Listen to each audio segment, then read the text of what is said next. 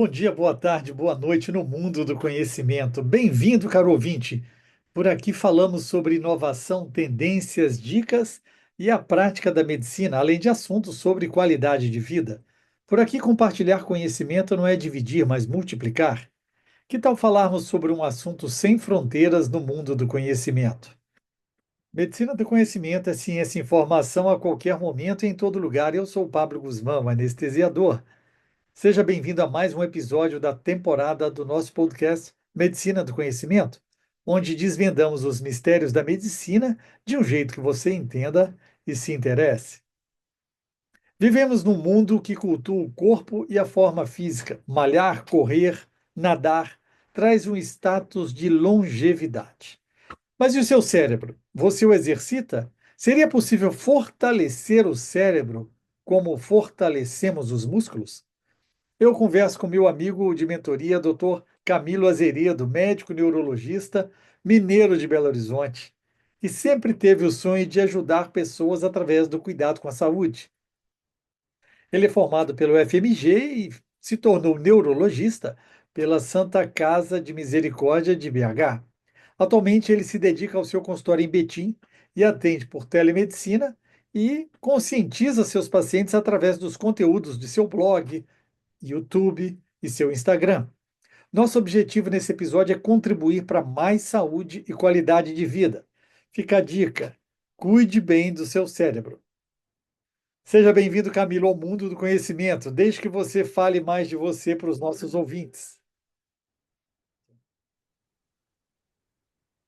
Pablo, mais uma vez obrigado aí pelo convite e espero que esse tempo nosso aqui seja de crescimento e de muito conhecimento, né? A medicina do conhecimento. Meu nome é Camilo Azeredo, eu sou neurologista. Atualmente eu atuo aqui na cidade de Betim, no consultório particular, faço também atendimento por telemedicina e tenho me dedicado nos últimos anos a estudar um pouco mais sobre neurociência, estudar um pouco mais sobre transtornos do neurodesenvolvimento e a estudar as demências, esse universo que realmente cada dia que passa está mais frequente, mais comum no nosso dia a dia, à medida que a população vai envelhecendo. A minha graduação é na Universidade Federal de Minas Gerais. Eu já tenho 20 anos de formado. A gente não pode ficar falando isso muito alto, não, porque senão rola uns bullying aí, né? Etarismo, né? Tem nome isso, etarismo. Mas já tem 20 anos que eu estou nessa jornada como médico, mas tenho mais coisas boas do que ruins para dividir. Sou muito feliz na minha profissão. É, a nossa profissão, né, de médico, com certeza a idade ajuda muito na tomada de decisões, porque só quem viveu muitas experiências, botou a mão na barriga de muitos doentes, é que vai saber diferenciar rapidamente entre os diagnósticos mais complicados. Mas aqui a gente vai falar de algo também que é de grande interesse, que é mente sã em corpo são. Hoje a gente vive um culto da beleza, de um corpo saudável, mas muita gente se esquece de que acima desse corpo existe uma mente que precisa ser cuidada e muito bem estudada, né, entendida, né? Então eu queria, vou fazer algumas perguntas para a gente começar esse nosso bate-papo, esse podcast. E a primeira seria, na sua opinião, Camilo, qual a relação entre a saúde do corpo e a saúde do cérebro? Pergunta é muito pertinente, muito importante. Tudo aquilo que faz bem para o corpo vai fazer bem para o cérebro. Tudo aquilo que faz mal para o corpo vai fazer mal para o nosso cérebro. E entendendo que a mente está localizada onde? No nosso cérebro. Então, atos positivos farão bem para o cérebro, para a nossa mente. Atos negativos farão mal para o nosso cérebro, para a nossa mente. Você alimentar de forma saudável, você dormir bem, praticar atividade física, controlar a quantidade de sódio na alimentação, isso fará bem para o seu corpo. e fará bem para sua mente, para o seu cérebro. É, tem uma frase que eu gosto muito e eu compartilho muito nas minhas redes sociais, que tudo aquilo que faz bem para o coração, quer dizer, para nossa saúde cardíaca, vai fazer bem também para nossa saúde do cérebro. Hábitos ruins, como cigarro, consumo excessivo de bebidas alcoólicas, o não tratamento de doenças crônicas, como pressão alta, diabetes, vai causar um dano para o nosso corpo e causar um dano para o nosso cérebro. A barriguinha crescendo, você olha lá, a calça tendo que trocar o número, o cinto cada vez fazer um buraco a mais. Mas e nosso cérebro? Como é que funciona isso? A gente percebe o que está acontecendo com o nosso cérebro de uma forma mais clara, mais objetiva? É um pouco mais difícil, mas a gente pode ter sinais de como o nosso cérebro está funcionando, se ele está funcionando bem ou está funcionando mal. A gente nota muito uma queixa muito comum no nosso meio, que é a fadiga mental, o brain fog, de névoa cerebral, e eu escuto muitos colegas médicos com esse sintoma, com essa queixa de cansaço excessivo na mente, dificuldade de concentração, memória ruim, uma percepção de como se tivesse uma nuvem, uma névoa no cérebro. Isso são sinais de que a saúde do seu cérebro não está boa. Então, é necessário rever os hábitos, analisar como que seus hábitos estão. A gente tem uma capacidade muito grande de fazer escolhas, né? Tem o livre-arbítrio aí para fazer escolhas positivas ou negativas. Então, que façamos as escolhas positivas, né, Pablo?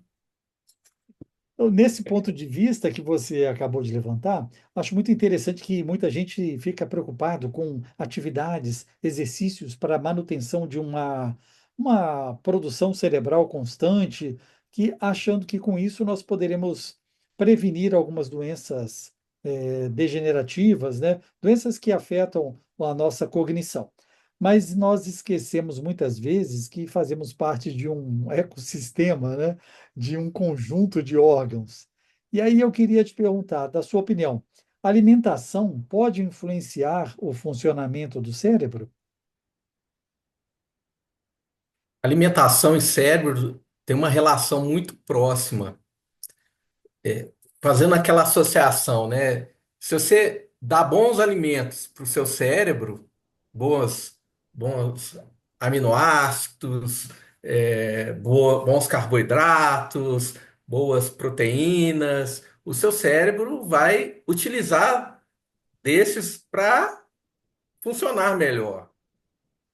E oferecer para o cérebro alimentos ruins, alimentos ultraprocessados, ricos em glutamato, conservantes, corantes industrializados, isso vai prejudicar também o funcionamento do cérebro. Alimentos ruins vão prejudicar o funcionamento normal dele. Tanto que países onde a alimentação é mais rica em legumes, verduras, frutas, peixe fresco, grãos, existe uma incidência, uma prevalência bem menor de AVC isquêmico, uma prevalência, uma incidência bem menor de Alzheimer. Nas blue zones, né, que é as zonas azuis tanto faladas, um dos pontos que realmente existe uma semelhança no comportamento dessas comunidades, dessas cidades, é a alimentação saudável. Então, tudo que vem da terra, né? Tudo aqui que está no hortifruti, nós temos que ingerir em maior quantidade. É a famosa frase: cada vez a gente tem que desembalar menos e descascar mais. Então, desembalar menos quer dizer comer menos alimentos ultraprocessados e descascar mais, quer descascar uma fruta, um legume. É, um fato interessante, ô Pablo. na minha cidade tem uma fábrica, uma indústria alimentícia muito famosa. E alguns pacientes meus trabalham lá. Isso me deixa preocupado, me deixou muito preocupado quando o paciente me disse que lá eles produzem o suco, suco de pozinho, de laranja. E uma das frases que essa paciente me disse foi: Eu nunca vi entrar uma laranja na fábrica. Nunca vi entrar uma laranja. Nunca vi entrar uma fruta lá. O processo de fabricação daquele suco é uma mistura de açúcar, corante, conservante. Isso nunca vai fazer bem para o cérebro. E, infelizmente, é isso que os nossos jovens, adolescentes, adultos jovens, idosos estão ingerindo atualmente. A alimentação é um ponto crítico. A gente tem que falar muito sobre isso. E parece que é o famoso simples, arroz com feijão. A gente precisa falar sobre isso. Alimentação é o básico. Alimentando bem, a saúde do cérebro vai bem. Alimentando bem, a saúde do corpo vai bem. Então, a dica primordial, a primeira dica é alimentação saudável. A gente tem que ter uma alimentação saudável para ter um bom funcionamento do nosso cérebro. É o que a gente chama de comida de verdade, né? É a saudade Comida da de verdade. comida de verdade, a saudade da comida da avó. Isso fazia toda a diferença, né? Pelo menos a correria do dia a dia e todo esse processo que temos da facilidade dos alimentos embalados, ele tem tomado conta e mudado muitos dos nossos hábitos, né? Mas isso é importante mesmo, mas de uma forma familiar. Quando você atende um paciente, obviamente, você não pode tratar apenas esse paciente. Você vai tratar a família, né? Você vai envolver a família. Né? No seu caso, pacientes às vezes mais idosos, mas os próprios filhos, eles têm essa visão de que um dia chegará a idade dos seus pais, né, dos seus avós, e também acabam se envolvendo nesse processo. Agora, existem também alguns pilares, né, quando a gente fala da saúde do cérebro, um deles é o sono. A grande maioria dos colegas médicos que tem aí um relógio diferente comenta, né? Ó, hoje a minha pontuação aqui do sono tá boa, a média da semana tá ruim. E o que que você acha que qual a importância real do sono nessa preservação da saúde cerebral, da longevidade cognitiva? Eu vou usar como exemplo uma pessoa próxima, eu. Eu, há 10 anos atrás, eu dava muitos plantões noturnos e, e os plantões da neurologia são os plantões, às vezes, muito im- imprevisíveis, né? Você realmente pode não ter nada, como pode ter um paciente com AVC isquêmico em que você tem que acompanhar em toda aquela jornada dentro do hospital. Então, os plantões noturnos, eles são bem cansativos, estressantes, e naquele momento, naquela fase da minha vida em que eu tinha uma privação de sono, que eu dormia muito mal, foi uma fase em que eu tinha muito cansaço, muita fadiga, sentia muita dor no corpo, minha concentração era muito ruim. Então, a partir de mim, eu já cheguei a essa conclusão do quanto que é importante o sono. E 2 anos após ter encerrado os meus plantões, eu ainda sentia alguns problemas relacionados com aquela rotina que eu tenho. Quando dormimos mal, o nosso cérebro ele passa por um processo inflamatório crônico de estresse oxidativo, de dano mitocondrial. Isso faz com que aumente muito o risco de alguns problemas, como, por exemplo, um transtorno de ansiedade, uma depressão, um déficit de atenção, problemas relacionados à memória. E em casos mais graves, crônicos, né, de privação do sono crônico, é sabido que trata-se de um fator de risco para o desenvolvimento do Alzheimer. A insônia, ela estimula o sono de má qualidade, ele estimula a formação de placas senis. As placas senis que são os achados neuropatológicos do Alzheimer. As placas senis é um acúmulo anormal de proteína beta-amiloide. A privação do sono, em estudo, é a formação dessa proteína anormal. Então, é importante, à medida do possível, que a gente sabe da realidade do país, é necessário os profissionais trabalharem à noite, precisa de médico à noite, mas o ideal é evitar-se a privação do sono. E é uma dica valiosa, assim, uma dica muito preciosa. Cuide bem do seu sono. Tente ter uma boa higiene do sono. Tente seguir aquelas regras, né? Não se alimentar próximo ao horário de deitar, 2 horas antes de ir para a cama, não utilizar celular ou outros aparelhos eletrônicos, evitar a cafeína no período da tarde. Medidas essas que auxiliam na qualidade do sono. E eu sei, para a realidade do médico, é algo bem complexo, bem difícil, mas que é necessário de alguma forma, ou rever as escalas de plantão futuramente, é algo que realmente tem que ser falado. Existe talvez uma necessidade de rodízio, né? Ou um período de descanso realmente maior, né? A gente nota que muitos não se preocupam com isso. Eu concordo que algumas especialidades são efetivamente notúrnicas, né? São noturnas mesmo, mas eu acho que um rodízio e o descanso faz parte desse equilíbrio.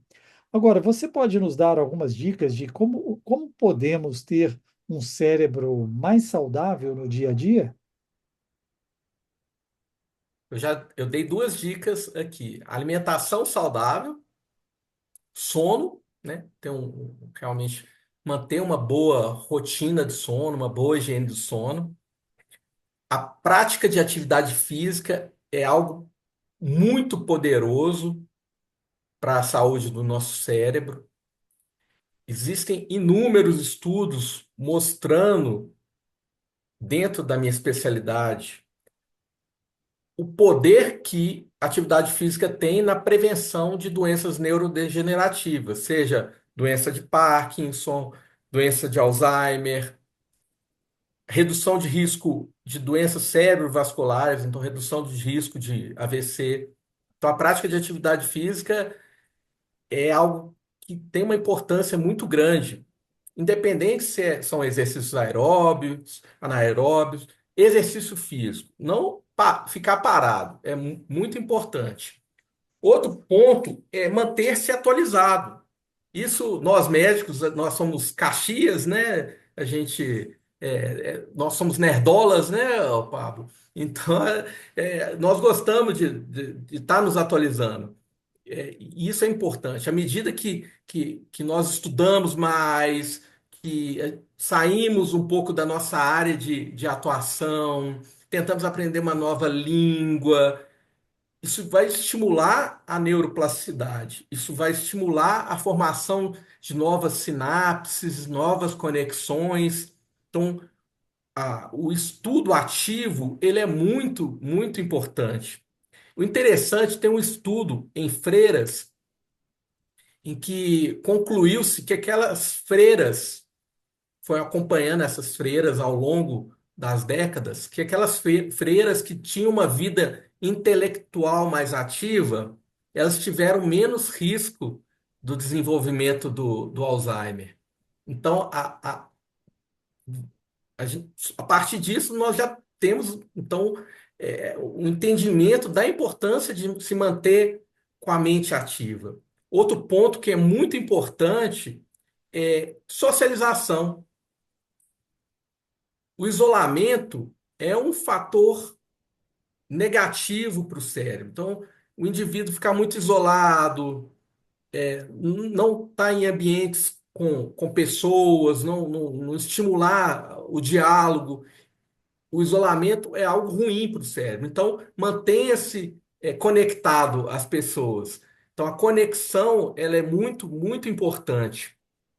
Uma outra dica que é até um pouco negligenciada é cuidar da saúde dos ouvidos.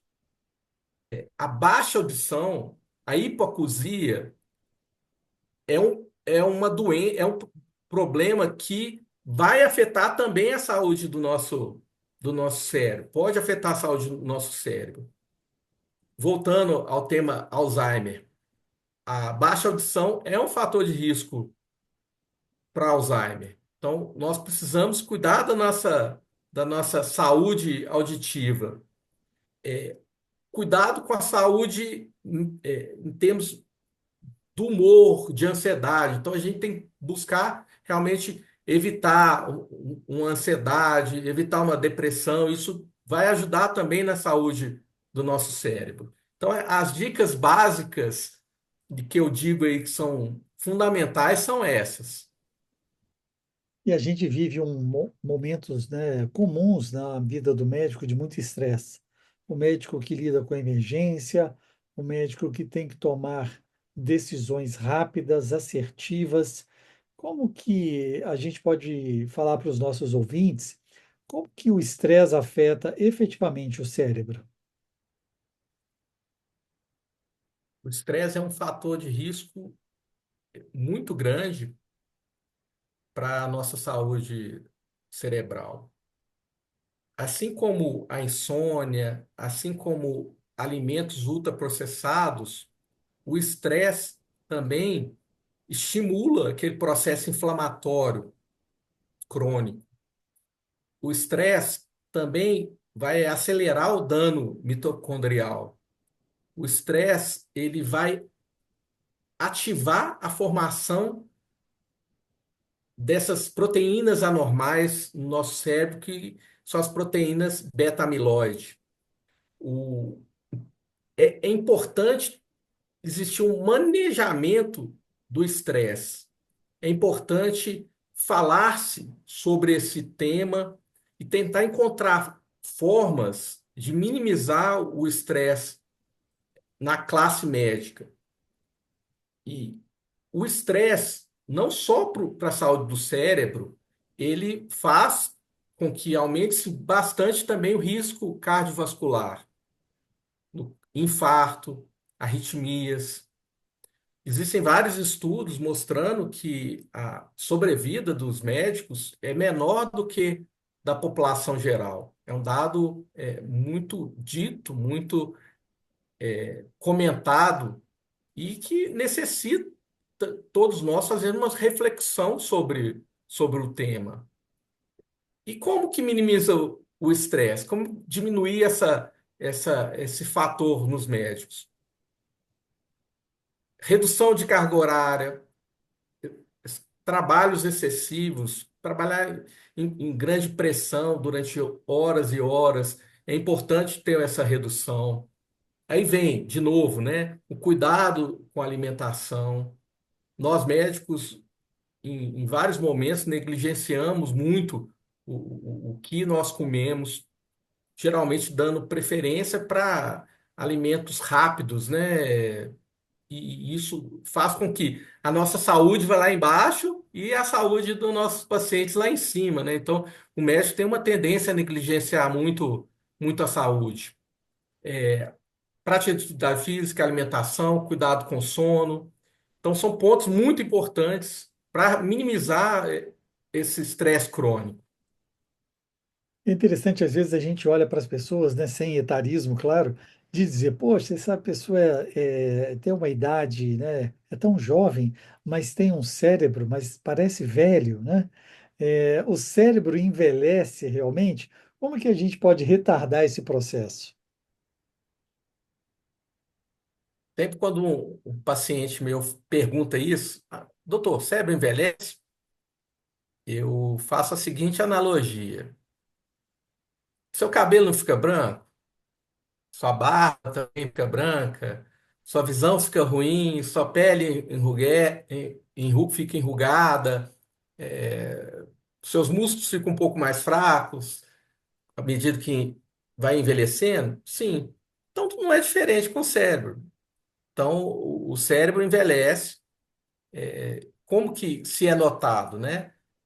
O volume, o tamanho do encéfalo, o tamanho do cérebro, ele vai diminuindo à medida que nós envelhecemos, vai ocorrendo perda de neurônios, seja na substância cinzenta, seja na substância branca, mas principalmente na substância branca. Isso faz com que o cérebro diminua, né? Afinal de contas, é, uma vez que se perde aquelas células, não tem aquilo para ocupar o espaço. Então, naturalmente, o cérebro vai reduzir de tamanho, que é que é o envelhecimento propriamente dito do cérebro. O que podemos fazer para evitar ou reduzir a velocidade de envelhecimento cerebral? Eu quero viver até os 200 anos, então eu não quero morrer novo. Então, o, o que que eu posso fazer para, com 200 anos, meu cérebro estar bom? Voltando naqueles temas. Cuidando do corpo, eu vou cuidar do meu cérebro. Controle das doenças crônicas, hipertensão arterial, diabetes, colesterol alto, evitar tabagismo, o- evitar o consumo excessivo de bebidas alcoólicas, estar em um ambiente pouco poluído. Ambientes poluídos auxiliam no processo de envelhecimento cerebral. Cidades onde as pessoas são mais expostas à poluição, as pessoas tendem a ter um envelhecimento mais rápido do cérebro. Para proteger o cérebro, alimentação saudável, alimentos de verdade, cuidado com o sono, prática de atividade física, manter a mente ativa, o exercício mental, né? O exercício do cérebro é a leitura, é a escrita, é aprender algo novo. E vem aquelas coisas, palavra cruzada é bom? É bom. É melhor fazer palavra cruzada, não fazer nada. Fazer caça-palavras é bom? É bom. Melhor fazer caça-palavra do que nada. Quebra-cabeça é bom? É ótimo. Melhor quebra-cabeça do que nada. Então, tudo aquilo que se puder fazer para estimular o cérebro vai estar ajudando. Perfeito. E existem duas situações, né? A gente está falando aqui na prevenção da evolução de doenças, né? Do desencadeamento dessas doenças neurológicas, e nós temos os pacientes que já chegam para você com um diagnóstico aí, você passa a partir de testes, um diagnóstico de Alzheimer. Existem alguns fatores que podem impedir essa evolução ou atenuar a evolução do Alzheimer. Existem medicamentos que podem ser utilizados. Como é que você vê isso hoje na nossa prática da medicina moderna? O que fazer para que o paciente tenha a melhor qualidade de vida a partir do momento que já se conseguimos identificar o seu diagnóstico de Alzheimer? Uma vez que a demência de Alzheimer já está instalada, infelizmente, como é de comum conhecimento, ainda não existem medicamentos de uso em escala comercial que curem a doença. Então, os medicamentos, eles reduzem a velocidade de progressão da doença e, dessa forma, diminui aumenta o tempo pelo qual o paciente vai estar mais independente. Então, além de desacelerar, ele vai fazer com que a pessoa fique mais independente por mais tempo, quer dizer, que tenha mais autonomia por mais tempo. Alguns estudos têm indicado algumas substâncias que prometem um processo de cura ou pelo menos de estacionamento da doença, que ela deixe de progredir a partir daquele momento. Isso que é o melhor do universo, uma medicação que cure a pessoa, ou que pelo menos faça com que a doença não evolua mais. esses medicamentos, eles são úteis também para auxiliar nas alterações de comportamento. Eles podem não melhorar a cognição, mas eles podem melhorar os comportamentos dos pacientes com Alzheimer. A reabilitação cognitiva, que é uma estratégia utilizada, geralmente aplicada por terapeutas ocupacionais, são exercícios. É uma importante ferramenta para diminuição da velocidade de evolução do Alzheimer. A prática de atividade física também é algo que é importante de ser feito nessa população. Em alguns momentos fica um pouco negligenciado ou coloca-se de lado o papel do exercício físico, mas o exercício físico ele é muito importante para essa população e tem a capacidade de auxiliar na desaceleração da doença. Além disso, o exercício físico vai possibilitar uma hipertrofia muscular, vai prevenir uma sarcopenia, vai diminuir o risco de uma queda e, com isso, vai diminuir o risco desse paciente tornar-se acamado. Então, a prática de atividade física é muito importante nesse sentido. O cuidado com o sono, o paciente já com uma doença instalada que não dorme, vai ter uma tendência a ter uma velocidade de progressão mais rápida da doença. Vai ter uma tendência a ter mais alterações comportamentais, agressividade, delírios, alucinações. Então, cuidado com o sono é muito importante. Mesmo com a doença já estabelecida, a alimentação saudável, os alimentos de verdade são muito importantes. E vem outras estratégias também que devem ser utilizadas nessa população. Estar envolvido num ambiente com pessoas. Então, a socialização ela é importante. Existe uma tendência a isolar esse paciente, de tirar esse paciente do convívio com outros idosos ou com familiares, e isso é algo que pode trazer um prejuízo para ele. Outro ponto também que é importante, que pode auxiliar, é a revisão com relação aos medicamentos já em uso. Existem alguns medicamentos que, utilizados nos idosos, por exemplo, antidepressivos tricíclicos, que eles têm um efeito negativo, aumentando confusão mental, agitação, constipação intestinal.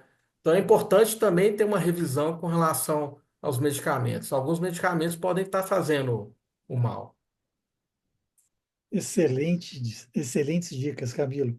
E nós nos conhecemos num momento em que ambos buscamos o empreendedorismo médico.